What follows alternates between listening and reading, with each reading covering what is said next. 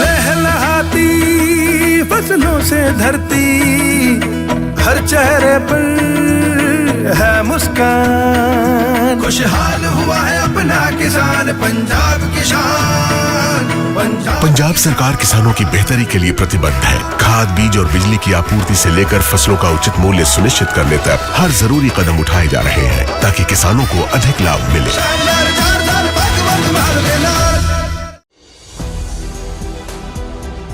नमस्कार, मैं हूं शिवानी पांडे और आप देख रहे हैं 4 PM। हार के डर से बौखलाए ट्रंप ने ईरान के परमाणु ठिकानों पर हमला करके इस जंग में सबसे बड़ी चूक कर दी है। एक तरफ अमेरिका ने अंतर्राष्ट्रीय कानून का उल्लंघन किया है, तो वहीं दूसरी तरफ नेतन्याहू के गिरफ्तार होने की नौबत आ गई है।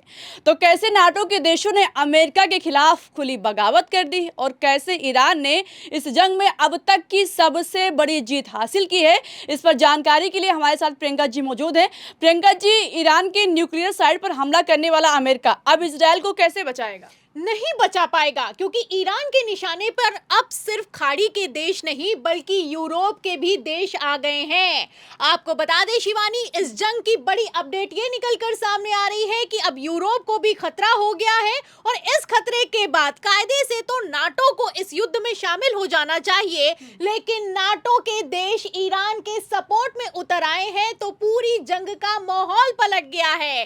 खेल समझिए, आपको बता दें कि जब ईरान की तरफ से 4000 किलोमीटर दूर ब्रिटेन और अमेरिका के सैन्य मिलिट्री बेस डियागो गार्सिया पर हमला किया गया, उसके बाद से इतना तो समझ में आ गया कि अब खाड़ी के देश नहीं बल्कि यूरोप के देश भी खतरे में हैं। फिलहाल इस खतरे को भांपते हुए पहले तो डोनाल्ड ट्रंप की तरफ से नाटो से अपील की गई कि अब नाटो भी इस जंग में शामिल हो जाए, लेकिन जब नाटो ने किसी भी तरह की कोई मदद करने से इनकार कर दिया तो ट्रंप नाटो को भी धमकाने पर उतर आए। बयान निकलकर सामने आया, इस बयान में ट्रंप की तरफ से क्लियर कह दिया गया कि नाटो कायर है, कागजी शेर है, इसके बस का कुछ नहीं है। फिलहाल नाटो को धमकी देना अब ट्रंप को कितना भारी पड़ गया है शिवानी, इसका अंदाजा आप इस बात से लगा सकती हैं कि अब नाटो ईरान के खिलाफ अमेरिका को सपोर्ट करना तो दूर की बात है, नाटो ने अब अमेरिका को अपने बेस इस्तेमाल करने तक से साफ इनकार कर दिया है।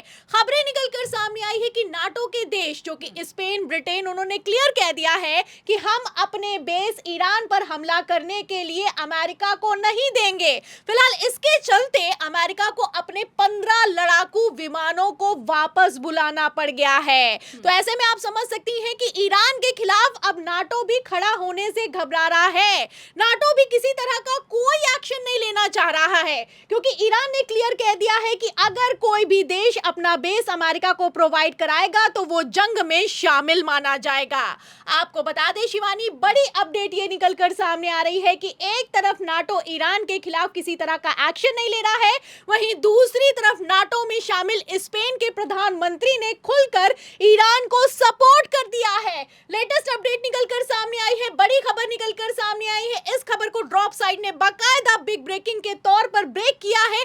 आज की ये खबर है और इस खबर में साफ लिखा हुआ है कि किस तरीके से स्पेन के प्रधानमंत्री पेड्रो सांचे ने कह दिया है कि जो अमेरिका और इजराइल ने ईरान पर अटैक किया है ये अनजस्टिफाइड है, इल्लीगल है, एक्स्ट्रा ऑर्डिनरी मिस्टेक है। इतना ही नहीं, स्पेन के प्रधानमंत्री ने तो यहां तक कह दिया है कि ये हमला अंतरराष्ट्रीय कानूनों का उल्लंघन है। तो आप ऐसे में आप समझ सकती हैं कि किस तरीके से ईरान को अकेले करने चले थे डोनाल्ड ट्रंप, लेकिन अब अमेरिका अलग थलग पड़ता हुआ नजर आ रहा है। एक तरफ जहां स्पेन ने ईरान को सपोर्ट किया है, वहीं दूसरी तरफ ट्रंप की तरफ से स्पेन को धमकी दी गई है कि तुमसे हम जो व्यापार करते हैं उस व्यापार को बंद कर देंगे, सब कुछ बंद कर देंगे। लेकिन फिर भी इस धमकी के बावजूद स्पेन पीछे हटने के लिए नहीं तैयार है और ईरान को खुलकर अमेरिका के खिलाफ सपोर्ट कर रहा है।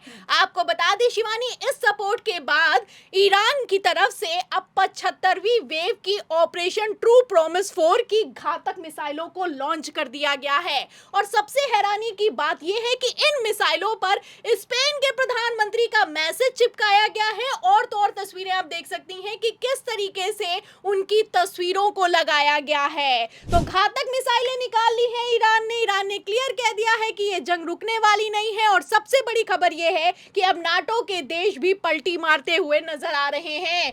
आपको बता दें, बड़ी खबरें निकलकर सामने आई हैं कि एक तरफ ट्रंप तो दावा कर रहे हैं कि ईरान के पास ना मिसाइल बची है, ना लीडर बचा है, ना मिलिट्री बची है, वहीं दूसरी तरफ नई डजन्स ऑफ मिसाइल्स लॉन्च की जा रही है, ड्रोन्स की पूरी खेप निकाल दी गई है, ईरान की तरफ से बकायदा वीडियो जारी किए गए हैं। इससे आप समझ सकती हैं कि ये जंग और भी ज्यादा खतरनाक होने वाली है और ईरान किसी भी कीमत पर पीछे हटने को तैयार नहीं है। तो बड़ी खबरें निकलकर सामने आई और इन खबरों के बीच जिस तरीके से ईरान ने इजराइल के न्यूक्लियर रिसर्च सेंटर डिमोना पर हमला किया है, इसके बाद तो एक्सपर्ट्स ने भी कह दिया है कि अब ईरान का इजराइल के एरो स्पेस पर पूरी तरीके से कब्जा काबिज हो चुका है।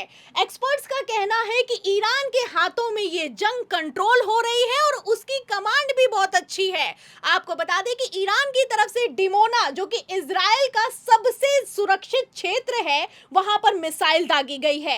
ये न्यूक्लियर क्षेत्र है इजराइल का। आपको बता दें कि ईरान की तरफ से यहां पर जब मिसाइल दागी गई है तो आसपास के शहर तबाह हो गए हैं, लेकिन न्यूक्लियर रिसर्च सेंटर से किसी तरह के कोई न्यूक्लियर प्रोडक्ट के लीक होने की खबर निकलकर सामने नहीं आई है। आप तस्वीरें देख सकते हैं कि चौतरफा तबाही मची है। जहां पर कोई परिंदा पर नहीं मार सकता है, वहां पर ईरान की मिसाइल ने हिट किया है। ऐसे में साफ समझ में आ रहा है कि ईरान पूरी कंट्रोल के साथ, पूरे कमांड के साथ हमला कर रहा है और अमेरिका को यह संदेश दे रहा है कि अगर हमारी न्यूक्लियर साइट पर तुम हमला करोगे तो हम भी पलटकर छोड़ने वाले नहीं हैं। आप अच्छे से जानती हैं कि ठीक एक दिन पहले खबर निकलकर सामने आई और हैरान करने वाली खबर निकलकर सामने आई कि अमेरिका और इजराइल की तरफ से ईरान की न्यूक्लियर फैसिलिटी नतांज पर हमला किया गया है। यह हमला अपने आप में बहुत खतरनाक था। अगर किसी तरह का कोई न्यूक्लियर प्रोडक्ट लीक हो जाता तो सिर्फ ईरान तो छोड़िए, पूरी दुनिया में त्राहिमाम हो जाता। फिलहाल आप समझ सकती हैं कि किस तरीके से डोनाल्ड ट्रंप अब ईरान से हार के डर से इतना बौखला रहे हैं कि कुछ भी करते हुए नजर आ रहे हैं। फिलहाल जिस तरीके से अंतरराष्ट्रीय कानून का उल्लंघन हुआ है, इसके चलते अमेरिका को माफी मांगनी पड़ सकती है और तो और यूनाइटेड नेशन अगर चाहे तो नेतन्याहू की गिरफ्तारी भी हो सकती है। आपको बता दें, इसी परिस्थिति को नाटो ने भांप लिया है और नाटो बैकफुट पर आ गया है। रूस तक ने ईरान को खुलकर सपोर्ट किया है। बड़ी खबरें निकलकर सामने आई हैं और इन खबरों के बीच सबसे बड़ी अपडेट ये है कि नेतन्याहू बेचारे गिड़गिड़ाने को मजबूर हो गए हैं। खबर निकलकर सामने आई और इस खबर में साफ लिखा हुआ है कि ईरान के खिलाफ युद्ध में दूसरे देश भी शामिल हो जाएं, ये नेतन्याहू ने वर्ल्ड लीडर से अपील की है। तो वर्ल्ड के बड़े लीडर्स और नाटो तो ईरान को सपोर्ट कर रहा है। ऐसे हालातों में इजराइल का क्या होगा और अमेरिका का क्या होगा, क्योंकि अमेरिका के राष्ट्रपति डोनाल्ड ट्रंप की तरफ से धमकी देते हुए कहा गया है कि 48 घंटे में अगर स्ट्रेट ऑफ हॉर्मुज नहीं खुला तो घातक हमला होगा, हम तुम्हारे गैस प्लांट, तुम्हारी एनर्जी बेसिस को तबाह कर देंगे। एक तरफ डोनाल्ड ट्रंप की तरफ से धमकी जारी की गई है, वहीं दूसरी तरफ ईरान पीछे हटने वाला नहीं है। अल जजीरा ने देखिए इस खबर को रिपोर्ट किया और उसमें लिखा हुआ है, जिसमें ईरान ने क्लियर कह दिया है कि अगर अमेरिका ने एक भी हमला किया, एक भी एनर्जी बेस में किसी तरह की तबाही मचाई, तो हम स्ट्रेट ऑफ हॉर्मुज को पूरी तरीके से बंद कर देंगे। मतलब धमकी के बाद स्ट्रेट ऑफ हॉर्मुज को खोलना तो दूर की बात है, ईरान ने कह दिया है कि हम पूरी तरीके से ब्लॉकेज करेंगे। फिलहाल आप समझ सकती हैं कि ईरान ना डरने वाला है, ना झुकने वाला है और सबसे बड़ी बात यह है कि अब ईरान के हाथों में ये जंग कंट्रोल में है और तो और कमांड में आ गई है। तो बिल्कुल अब जैसे इस युद्ध में डोनाल्ड ट्रंप ना घर के रहे ना घाट के रहे स्थिति में फंस गए हैं, ऐसे हालातों में अमेरिका अंतर्राष्ट्रीय फजीहत से बचने के लिए और इस युद्ध से बाहर निकलने के लिए क्या करेगा? आपको क्या लगता है? आपकी जो भी राय हो अपनी राय कमेंट बॉक्स में ज़रूर बताइएगा। अगर चर्चा पसंद आई हो तो लाइक और शेयर करना मत भूलिएगा। देखते रहिए 4 PM। नमस्कार।